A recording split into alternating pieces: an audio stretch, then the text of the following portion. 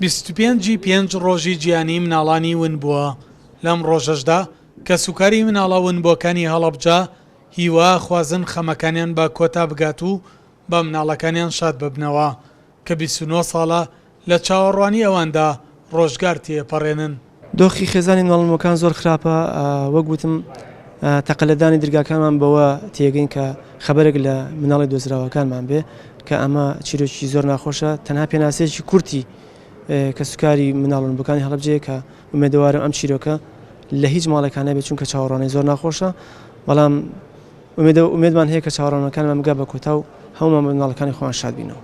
لە مەراسیمێکیشدا کە بە بۆنەی ڕۆژی گیانی مناڵانی ون بووەوە لە مۆنومنتی شەیدانی هەڵەبجە بەڕێوەچوو بەرپرسانی وەزارەتی کاروباری شەیدانی هەرێم و پارێزگاری هەڵەبجە بەڵێنیان بە کە سوکاری مناڵە ونبووەکانی هەڵەبجەدا بەردەوام بن لە کارکردن بۆ دیاریکردنی چارەنووسی مناڵە ونبووەکان. 29 ساڵە توانە بڵم شتێک ڕێک نەخراوە کە هەم دادگا سەرپەرشتی بابەتەکەکە، ئێستا دادگا سەرپەرشتی بابەتەکەکە 74 پرۆفایلی 74 خێزانی لە خۆی گرتووە و ئەو مناڵانەی کە ون بوون و ئیدعای ونبوونی خۆیانەکەن ئەمانیش هەمویان داوایان قەید کردووە.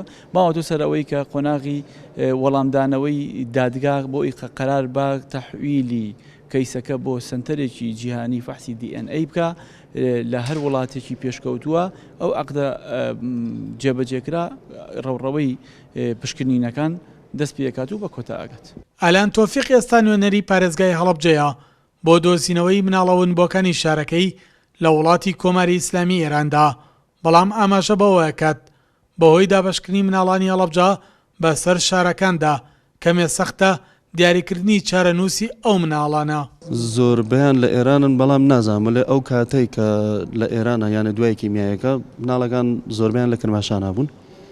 هەڵە کرماشانیشا لەبەر ئەوەی کە لێنە نەمێنەوە مناڵگە لەو بە تواو ئێرانە بڵاو بوونەوە بوو کە کەیسەکەی هاوناز لە شماڵا بوو. من خۆم لە سنە گەورە بووم، ئەعزەم کە گەڕاوە لە هەمەدانا بوو، دانێکیش وەک زمناکۆ عەلی زمناکۆ لە مەشەدا بوو، یانێ ئەوەی کە بڵاو بووگنەسەوە لە ناو ئێرانە تۆزێ قورسە لێمە توانە لە تارانەوە دەستی پێ بکەین ئینشەڵا باشە بێت. بەهۆی تاوانی جینۆسایدکردنی هەڵەبجە لە 16 سەی 1970 لەلایەن حیزبی بەعسی لە ناوچەوەوە تاوەکو ئێستا 174 مناڵی هەڵەبجە چارەنووسیان نادیارە. 8 منداڵیش چاوەڕێ ئەوەیە کات پشکنینی DNA بۆ بکرێت و بە کە سوکارەکەی شاد بکرێتەوە. باوەڕی وایە کە منداڵی هەڵەبجەیە. 75 خێزانیش سکاڵایان تۆمار کردووە بۆ دۆزینەوەی منداڵەکانیان. لە ئێستادا لە سەر بڕیاری جێگری سەرۆکی حکوومەت کەیسی مناڵە ونبووەکانی هەڵەبجە لە ڕێگای دادگاوە یەکلای یەکرێتەوە.